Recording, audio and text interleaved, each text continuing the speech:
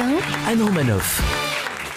Donc aujourd'hui, on est mardi, mais comme on n'a pas eu de lundi, je me sens comme un lundi. Demain, on sera mercredi, mais on se sentira comme un mardi. Si ça se trouve, samedi, je croirais que c'est vendredi, j'irai travailler. Et dimanche, je serai en panique en allant chercher les enfants à l'école qui sera fermée. Du coup, je risque d'apprendre qui au second tour avant même d'avoir été allé voter. Après un week-end de 3 jours, on me demande toujours « ça va, t'es bien reposé ?» Bah ça dépend, les enfants ça compte, parce que si oui, non, sinon oui.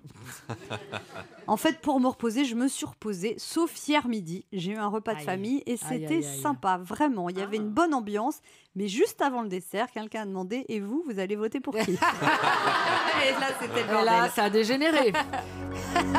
Il ne faut jamais poser cette question lors d'un repas de famille à une semaine d'une élection présidentielle. C'est pire que si tu disais à ta sœur « au fait, j'ai couché avec ton mec il y a 2 ans, t'étais partie te coucher tôt, mais rassure-toi, j'ai pas aimé. » Alors déjà, personne ne votait pour la même personne. Autour de la table, il y avait de tout. Fillon, Mélenchon, Macron, Hamon. Il y en avait même un qui votait la salle, mais je lui redemanderai quand il sera sobre. Les assiettes ont volé à droite, à gauche, au centre. Voilà la liste des phrases que j'ai entendues dans ce déjeuner de famille. Ah mais Mélenchon, mais c'est un danger pour les propriétaires. Ah, il parle comme ça dans ta famille. Mélenchon. Mélenchon. Un danger pour les propriétaires. La famille de Roumanoff. C'est ça. Quoi ? Tu vas voter Fillon, mais il est homophobe. Là, on reconnaît ta famille, là.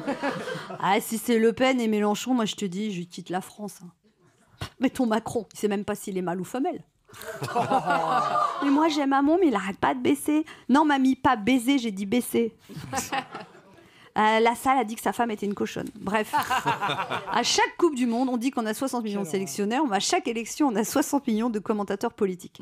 Une autre belle-sœur, elle défendait tellement Macron. À un moment, je lui ai dit, mais je t'ai jamais vu défendre ton frère de cette manière-là. Elle m'a répondu que Macron, lui, l'avait pas encore déçu. Et là, j'ai repris du café. À un moment, j'ai vraiment cru qu'ils allaient en venir aux mains. Là, mon neveu a dit, de toute façon, moi, il se serait présenté, j'aurais voté Hollande.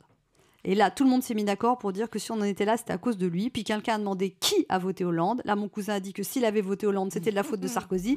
Et c'est reparti pour une mêlée générale.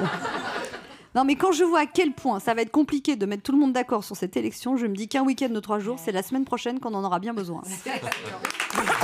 Europe 1, midi 30, Anne Romanoff.